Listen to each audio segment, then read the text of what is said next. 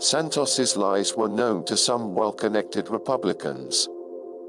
George Santos inspired no shortage of suspicion during his 2022 campaign, including in the upper echelons of his own party, yet many Republicans looked the other way. In late 2021, as he prepared to make a second run for a suburban New York City House seat, George Santos gave permission for his campaign to commission a routine background study on him. Campaigns frequently rely on this kind of research, known as vulnerability studies, to identify anything problematic that an opponent might seize on. But when the report came back on Mr. Santos, the findings by a Washington research firm were far more startling, suggesting a pattern of deception that cut to the heart of the image he had cultivated as a wealthy financier. Some of Mr. Santos's own vendors were so alarmed after seeing the study in late November 2021 that they urged him to drop out of the race, and warned that he could risk public humiliation by continuing. When Mr. Santos disputed key findings and vowed to continue running, members of the campaign team quit, according to 3 of the 4 people there. The episode, which has not been previously reported, is the most explicit evidence to date that a small circle of well-connected Republican campaign professionals had indications far earlier than the public that Mr. Santos was spinning an elaborate web of deceits, and that the candidate himself had been warned about just how vulnerable those lies were to unraveling. Fraudulent academic degrees. Involvement in a firm accused of a Ponzi scheme. Multiple evictions and a suspended driver's license. All of it was in the report, which also said that Mr. Santos, who is openly gay, had been married to a woman.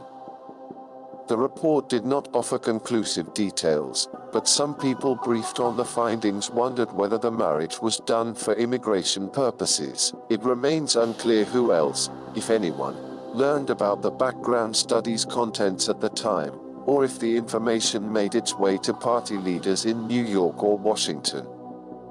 Mr. Santos, 34, managed to keep almost all of it from the public until after he was elected, when an investigation by the Times independently unearthed the problematic claims documented by researchers and others that they missed.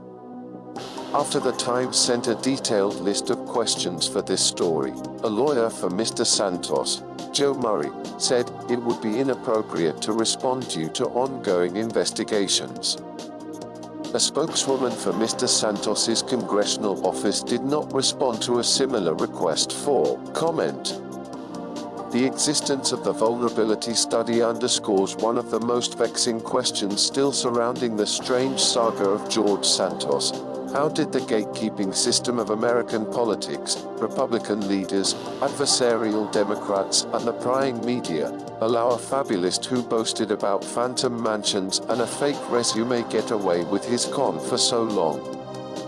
Interviews with more than 24 associates, adversaries, and donors, as well as contemporaneous communications and other documents reviewed by the Times, show that Mr. Santos inspired no shortage of suspicion during his 2022 campaign, including in the upper echelons of his own party. Well-connected supporters suspected him of lying and demanded to see his resume. Another former campaign vendor warned a state party official about what he believed were questionable business practices. And the head of the main House Republican super PAC told some lawmakers and donors that he believed Mr. Santos's story did not add up. But in each case, rather than denounce Mr. Santos publicly, the Republicans looked the other way. They neglected to get the attention of more powerful leaders or to piece together shards of doubt about him, and allowed him to run unopposed in the 2022 primary. Some assumed that Mr. Santos's falsehoods were garden-variety political embellishments, others thought Democrats would do their dirty work for them and Mr. Santos would be exposed in the heat of a general election campaign.